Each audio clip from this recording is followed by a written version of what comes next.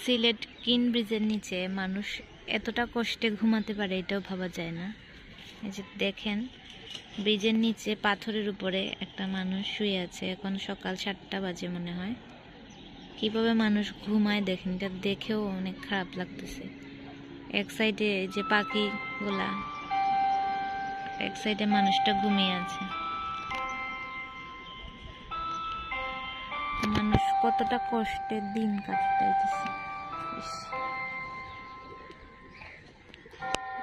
না আছে খাবার দাবার ঠিক, আর না আছে আর কিছু।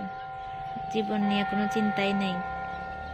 আর আমরা কত আরামে থাকি, তারপরেও আমাদের এত চিন্তা, কষ্ট, অশান্তি।